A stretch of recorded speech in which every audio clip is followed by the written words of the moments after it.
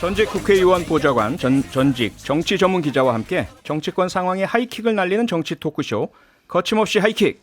장성철 대구 가톨릭대 특임교수, 김보협 정치 전문 기자 두 분과 함께합니다. 어서 오세요. 안녕하세요. 네, 좀 가을 분위기가 조금은 나죠? 춥습니다, 아침에. 추우세요? 네. 네, 오늘 방송 역시 유튜브 생중계로 저희 함께하고 있으니까요. 유튜브 댓글 남겨주시면 또 실시간으로 저희가 다 확인하고 있고요. 저희 모습 보고 싶으시고 참가하시고 싶은 분들은 유튜브에서 표창원의 뉴스 하이킥 검색해서 들어와주시면 감사하겠습니다. 자, 먼저 이 질문부터 드리겠습니다. 간단히 한번 좀 짚고 넘어가죠. 주말 사이에 정말 뜨거웠습니다. 과잉 의전, 법무부의 차관 브리핑 때 한 직원이 무릎 꿇고 우산을 받치는 이 모습이 있었잖아요. 일부에서는 황제 의전이다. 그런데 나중에 또 나온 반론은 기자들이 요구해 놓고 기자들이 비판한다. 이런 얘기가 또 있어요. 네. 일단은 기자 출신이신 김보혁 기자님 어떻게 보셨습니까? 처음 봤을 때 충격이었죠. 뭐 저런 하면서 입에서 거친 말이 튀어나올 뻔했는데. 네. 근데 이제 오늘 제가 다른 방송 들어보니까 현장에 있던 기자의 증언인데 예. 원래는 내부에서 브리핑하기로 했다가 인원 숫자, 기자들 숫자가 너무 늘어서 외부로 바꿔서 네. 혼란스러운 상황이었고, 그리고 당시에 카메라, 사진, 취재 기자들이 저기 방해가 되니까 뒤로, 네. 키가 크니까 아래로 뭐 이렇게 주문을 했다는 거예요. 예.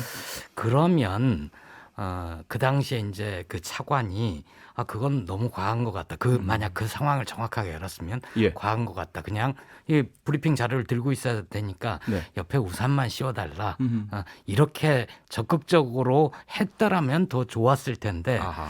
황제의전을 요구하거나 네. 야, 너 무릎 꿇고 우산 들어 이런 게 아니잖아요. 네. 너무 지나치게 차관한테 비난이 쏟아지는 것 같다. 아하. 안타깝다. 그런 생각이 듭니다. 장성철 교수님은 어떻게 보셨습니까? 저는 당연한 비난이라고 생각이 듭니다. 당연한 비난이다. 과잉 의전이고 예. 그러한 권위주의적인 문화가 음흠. 법무부 안에 있는 것이 아닌가라는 생각이 들어요. 네. 왜냐하면 차관은 그렇게 과잉 의전 통한 우산 씌우기를 했고 네. 법무부 장관은 인형 나눠주는 거 이거 좀 꼭 좀 취재해 줘라. 취재 예. 안 해주면은 이거 딴 거 취재 못하게 할 거야. 막 이런 식의 협박도 했단 말이에요. 이게 옳은 것이냐라는 생각이 들어요. 네. 그러니까 아프가니스탄에서 대한민국을 위해서 공로했던 분들을 예. 특별히 모셔온 거 아니에요? 그렇죠. 대통령께서 큰 결단을 통해서 정말 잘하신 일이라고 전 세계에서 칭송을 받았는데 네. 두 법무부 차관과 장관 때문에 빚이 많이 상해버려서 대통령께서도 상당히 속상하시겠다라는 생각이 들고 네. 그 정말 어려운 시험 통과해가지고 법무부에 들어간 그 공무원 있잖아요. 네. 9분 동안 이렇게 우산 받치면서 무슨 생각을 했을까? 아하. 그거 생각하면 참 마음이 아픕니다. 네.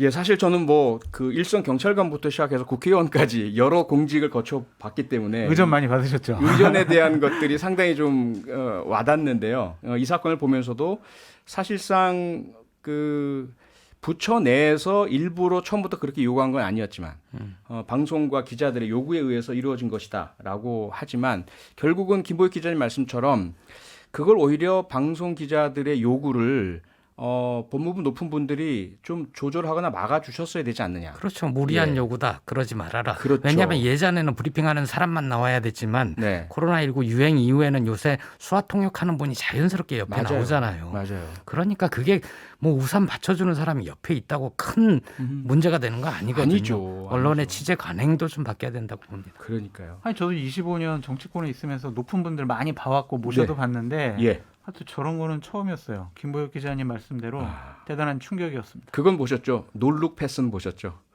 그때 그게 제가 아니라 일부에서는 장성철 교수님 저 아니에요. 아닙니까? 확실합니까? 아픈 촉을 또 끄집어내. 아니, 갑자기 이제 기억이 떠올랐어요. 잠깐만요. 알겠습니다. 저는 보좌관이라서 사무실에 있었고 알겠습니다. 저 후배가 나갔다가 그렇군요.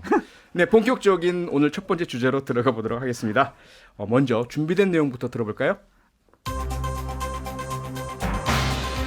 국민의힘 윤희숙 의원이 부친의 부동산 의혹과 관련해서 투기의 여지가 있다는 점을 인정했습니다. 투기 의혹으로 비춰질 여지가 있다는 점을 부정하지 않고 변명하지 않습니다. 윤 의원은 조사 결과에 따라 부친은 적법한 책임을 질 것이라고 말했습니다. 하지만 땅 구입과 관련해 자신은 전혀 관여한 바 없다고 다시 한번 적극 부인했습니다. 어떤 혐의도 발견하지 못하면 낄낄거리며 거짓 음해를 작당한 여당 의원들 모두 의원직 사퇴하십시오. 민주당은 합리적 의심에 으름장을 놓고 있다며 적반하장이라고 일축했습니다. 네, 부친의 부동산 투기 의혹이 제기된 윤희숙 의원. 지난 금요일 2차 기자회견까지 열어서 수사받겠다 이렇게 주장을 했는데요. 우선은 의원직 사퇴한다라는 상당히 놀라운 그런 선언을 했었지 않습니까? 그러자 일각에서는 사퇴 마음대로 하지 못할 텐데 이런 또 반론도 제기가 됐고요. 김보혁 기자님, 예. 단도직입적으로 윤희숙 의원의 사퇴안 본회의에 상정 가능합니까? 어떻게 보세요? 절대 안 올라갑니다. 절대 안 올라갑니까? 예. 그 주말에 박병석 국회의장하고 여야 원내대표가 만나가지고 예. 이 사안을 논의를 했지 않습니까? 네. 박 의장은 여야 원내대표들이 서로 의한 협의를 해와라 이렇게 떠밀고 네. 여야 원내대표들은 각각의 사정에 의해서 올릴 생각이 없습니다. 따라서 오늘 본회의에 올라가지는 않을 것 같고요. 네. 이거는 윤 의원이 정말 사퇴 의지가 강하고 그러니까 저는 이것을 정쟁의 수단으로 삼지 말고 그 의지 그대로 존중해 줘야 된다고 봅니다. 예. 누구든 책임을 떠넘기지 말고 박 의장이 처리를 하든 아니면 원내대표들이 합의를 하든 해서 의안 처리를 해서 본인의 사퇴 의사를 존중해 주는 게 맞죠. 장성철 교수님은 오랜 동안 국회의원들 봐오셨고 국회 모습을 아시잖아요. 의원직 사퇴라는 건 정말 입에 꺼내기가 힘든 말이고 한번 꺼냈다는 건 엄청나게 중요한 무거운 무게가 실리는데 이번 사안 어떻게 보세요? 전 윤희숙 의원이 좀 과한 대응을 했다라는 좀 생각이 듭니다. 네. 어쨌든 아버님께서 투기하신 거는 맞지 않느냐라는 게 상식적인 판단 같아요. 예.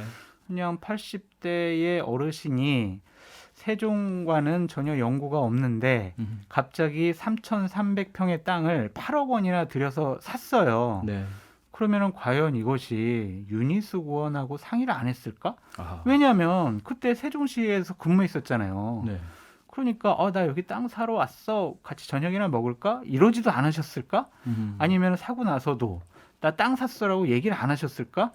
상식적으로 좀 이해가 안 되는 것 같아요. 네. 그러니까 부모 윤희숙- 자식 간에 그렇죠? 예. 그러니까 우리가 뭐 정확한 상황을 알 수가 없지만 수사를 통해서 밝혀져야 될 문제지만 윤희숙 의원이 나는 진짜 관계 없어. 나는 KDI에 있을 때의 내부 정보를 아버님께 주지도 않았고 내 돈이 들어간 차명 그런 부동산이 아니야. 그러니까 나는 문제 없는데 왜 나한테 왜 그래?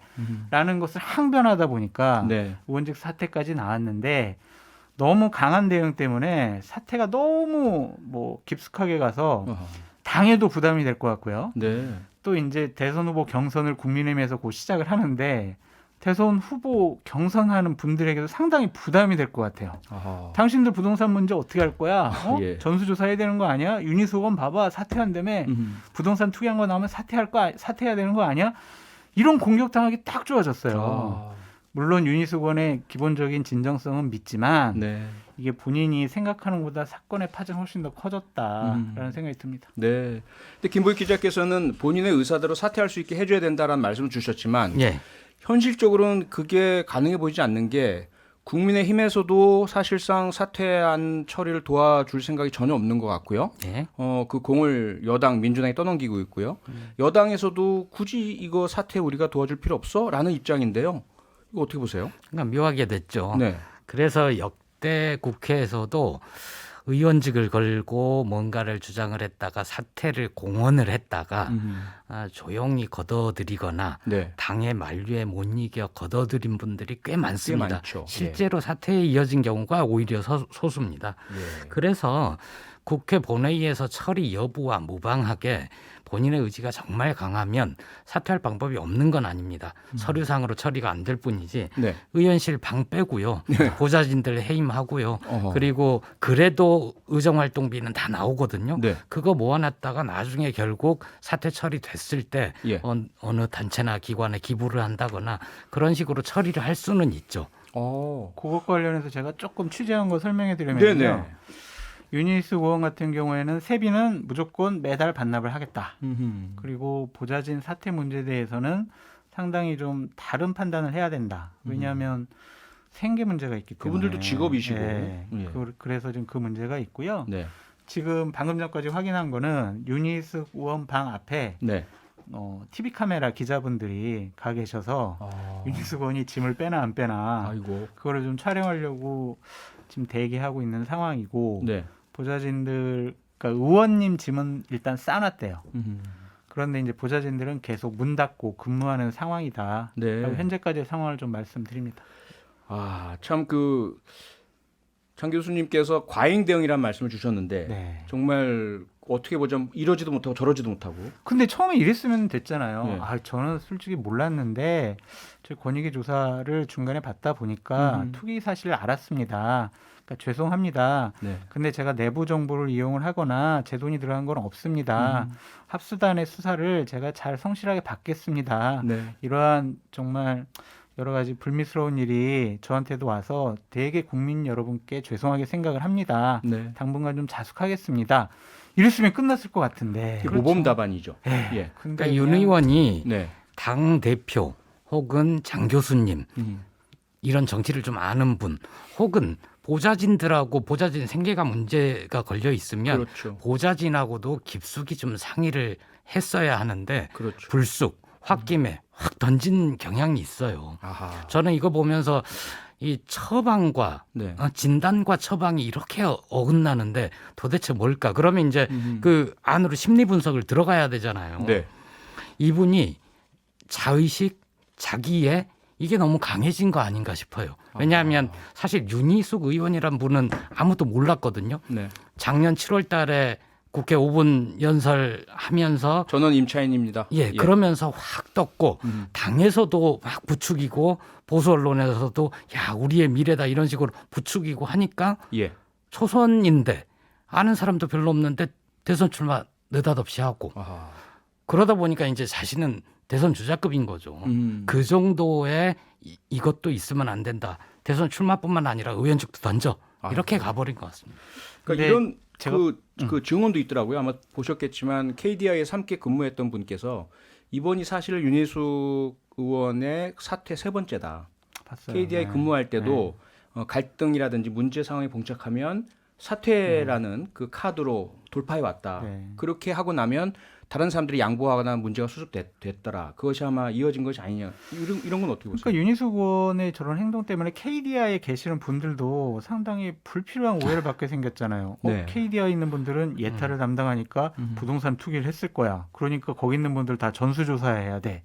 이러한 여러 가지 또 얘기를 받고 있는데 아하. 전직 직장에서 상당히 부담을 줬다라고 생각이 들고요. 예. 근데 제가 꼭 드리고 싶은 말씀은 그래도 민주당은 윤희숙 의원을 비판할 자격이 없다. 조국과 윤미향의 여러 가지 정말 불공정하고 부정의한 것들을 다 옹호하고 네. 지금 10명의 부동산 투기 의혹을 받는 의원들 출당 안 시켰습니다.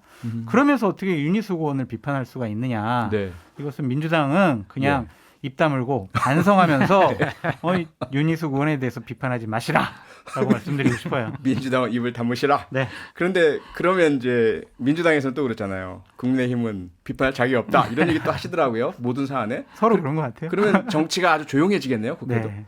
그래야 알겠습니다. 과연 그렇게 될지는 의문이지만 네. 여기쯤에서 일단 이 사안은 정리하고요. 다음 주제로 한번 넘어가 볼까요? 여당 주제입니다. 이번에는 민주당 쪽 이야기인데요. 이재명 대선 후보 과거의 변호사들로부터 무료 변론을 받았다. 이것이 김영란법 위반, 부정청탁금지법 위반이다. 이런 의혹이 제기가 됐습니다. 김보익 기자님, 일단 이 사안 간단히 설명을 좀 해주시죠.